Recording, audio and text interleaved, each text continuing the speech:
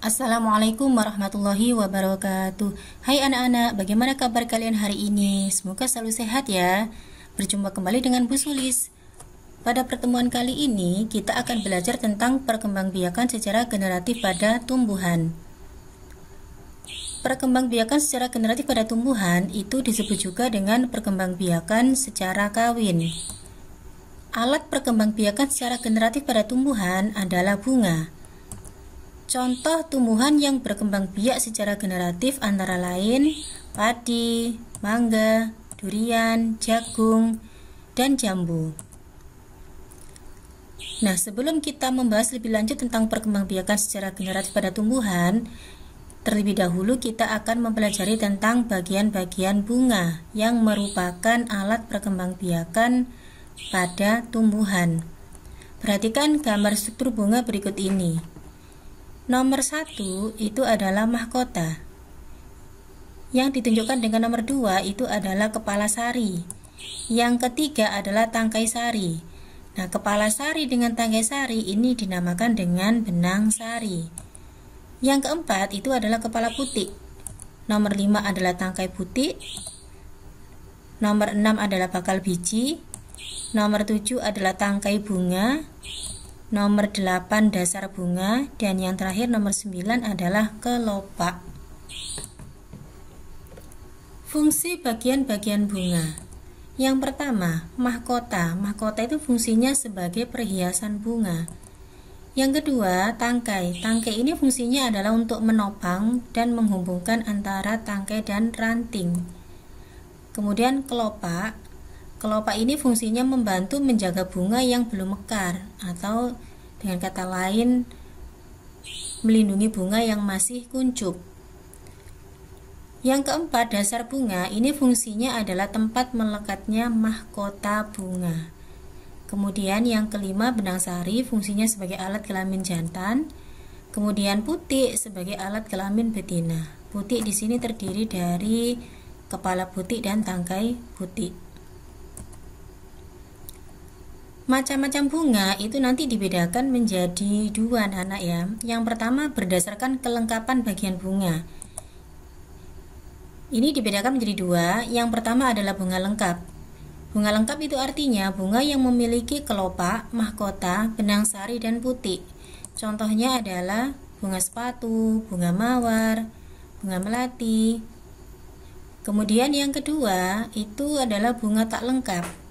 Bunga tak lengkap artinya dia tidak memiliki salah satu bagian-bagian bunga, misalnya kelopak bunga, mahkota bunga, putik atau benang sari.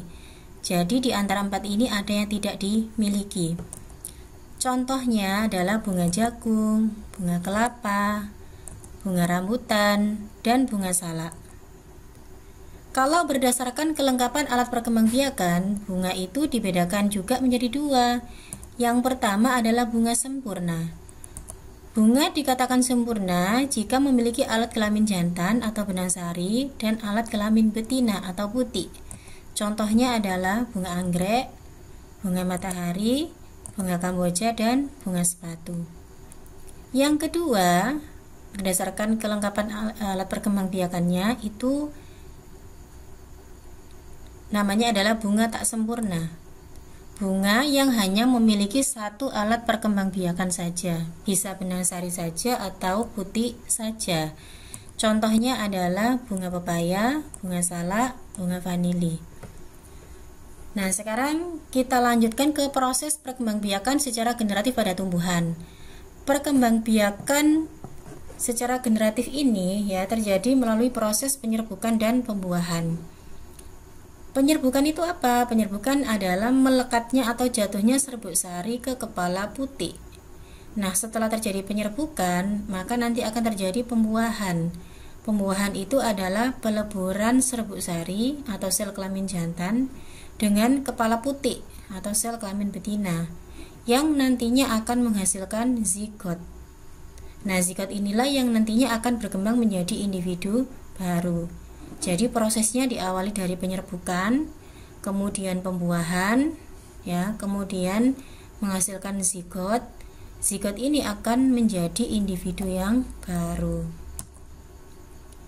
Sekarang kita lanjutkan ke macam-macam penyerbukan. Nah, pada gambar ini sudah tampak anak-anak ya bahwa penyerbukan itu dibedakan menjadi 4. Yang pertama adalah penyerbukan sendiri. Penyerbukan sendiri artinya serbuk sari jatuh ke kepala putik bunga itu sendiri. Contohnya pada gambar ini, ya, bunganya hanya satu di sini. Jadi kepala ini serbuk sarinya jatuh ke kepala putik ya dalam satu bunga ini. Yang kedua, penyerbukan tetangga. Penyerbukan tetangga ini artinya jika serbuk sari jatuh ke kepala putik bunga lain tetapi masih dalam satu tumbuhan. Nah, ini gambar yang kedua ini. Ini ada 2 bunga, jadi bisa jadi nanti ini serbuk sarinya jatuh ke kepala putik bunga yang satunya. Yang ketiga, penyerbukan silang.